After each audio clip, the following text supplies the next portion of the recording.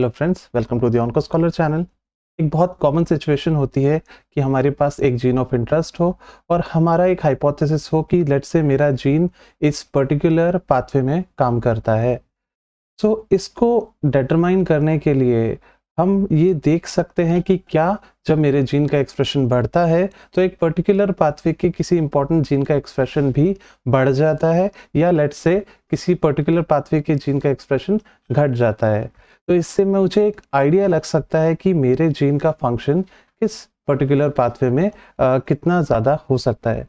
तो इसको पता करने के लिए आज हम यूज़ करेंगे सी बायोपोर्टल। सो आज का वीडियो का टॉपिक है how to perform correlation analysis in gene expression data. तो इसको करने के लिए हम फिर से चलेंगे सी बायो पोर्टल पर। सी बायो पोर्टल पर हम एक डेटा सेट सिलेक्ट करेंगे। सो लेट्स से मैं क्वेरी करना चाहता हूँ ब्रेस्ट कैंसर में, और मेरे पास एक जीन ऑफ इंटरेस्ट है, लास्ट टाइम हमने यूज़ किया था।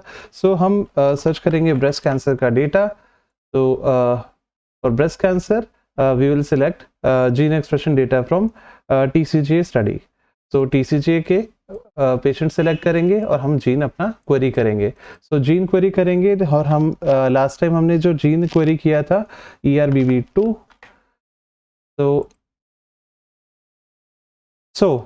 यहाँ से हमारा पेज रिफ्रेश होगा और हमें मिलेगा ऑनकोप्रिंट विच विल शो कि कितने पेशेंट्स में मेरा जीन अल्टर्ड होता है, कितनों में इसका कॉपी नंबर अल्टरेशन है और कितनों में इसका जीन एक्सप्रेशन बढ़ा हुआ है या लेट से घटा हुआ है।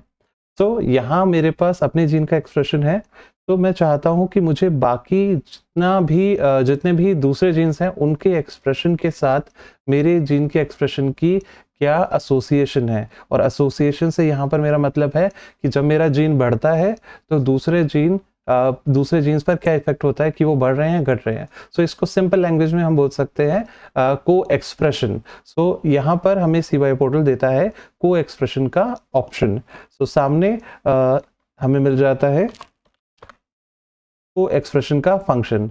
तो we will go at this co expression function. So हमने अपना जीन को सिलेक्ट कर लिया। We will go to the co expression tab.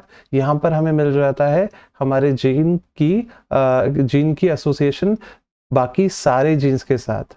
So this will take a little bit time to calculate. So this is simply correlation analysis using cBioPortal. तो ये basically क्या कर रहा है, सारे जीन के एक्सप्रेशन की वैल्यूज ले रहा है और चेक कर रहा है जब एक जो हमारा जीन ऑफ इंटरेस्ट है उसके एक्सप्रेशन की वैल्यूज जब बढ़ रही हैं। So here is the plot.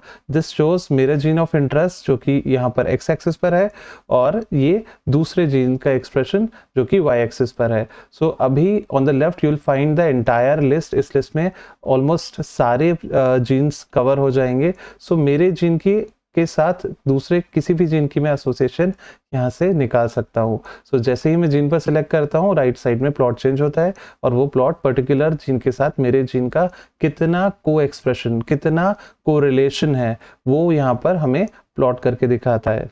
So let's say हमारे पास ये जो जीन लिस्ट है इसमें से मैं पर्टिकुलर अपना जीन ऑफ इंटरेस्ट कोई सर्च करना चाहता हूँ, तो I can simply put the search here. Let's say मैं beta catenin CTNB let's say. तो बीटा कैटेनिन के साथ मैं देखना चाहता हूँ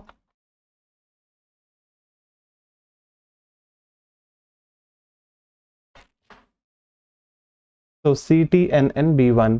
तो सिंपली मैं अपना जीन ऑफ इंटरेस्ट यहाँ पर प्लेस करूंगा and that will show the correlation value. So अपने जीन को सिलेक्ट करने के बाद यहाँ पर राइट साइड में that will give the plot for your specific gene of interest.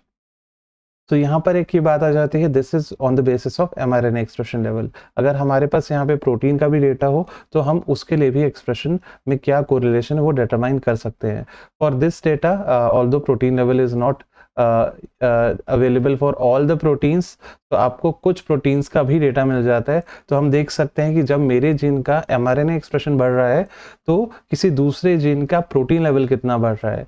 तो अगर ऐसे में मैं अपने जो सोर्स जीन है लेट्स से ERBB2, इसका यहाँ पर mRNA एक्सप्रेशन का डेटा रखूं और देखूं कि प्रोटीन लेवल का डेटा, तो प्रोटीन लेवल का डेटा सारे प्रोटीन्स के लिए अवेलेबल नहीं है, ये मैंने पिछले वीडियोस में भी डिस्कस किया है। सो लेट्स फिर भी बहुत सारे प्रोटीन्स का एक्सप्रेशन मुझे मिल जाता है, तो I can simply select the target data set as protein levels. So protein levels मैंने सिलेक्ट किया। सो अब ये बताएगा कि लेट से मेरा जीन ऑफ इंटरेस्ट ERBB2 का mRNA लेवल जब बढ़ रहा है तो दूसरे किसी प्रोटीन के लेवल में के साथ उसकी क्या एसोसिएशन है। तो मैं अपने प्रोटीन जो प्रोटीन ऑफ इंटरेस्ट है वो भी मैंने सेलेक्ट किया यहाँ पर। तो फिलहाल यहाँ पर मुझे कोई एसोसिएशन नहीं मिल रही है, बट दैट कम्प्लीटली डिपेंड्स आप किस जीन के साथ एसोसिएशन देखना चाहते हैं। This list can give you the highest association वाले प्रोटीन्स भी आपको मिल सकते हैं और lowest association. So you can simply sort this genes sort this list. So this is for today. So I hope that will help you to determine आपके gene की किसी भी दूसरे जीन के साथ क्या एसोसिएशन होती है। ये आपको हेल्प करेगा इन डिटरमाइनिंग, अगर आपका लेट से आप किसी जीन को ऑल्टर करना चाहते हैं और आप देखना चाहते हैं कि उस जीन का किसी स्पेसिफिक इंपॉर्टेंट सेल के पाथवे पर क्या इफेक्ट पड़ता है, तो आप सिंपली देख सकते हैं कि आपका जीन जब बढ़ता है तो किसी एक स्पेसिफिक पाथवे का कोई इंपॉर्टेंट जीन, कोई इंपॉर्टेंट टारगेट जीन बढ़ता है या घटता है और किस लेवल पर वो एसोसिएटेड हैं। सो this is all for today. Thanks for watching.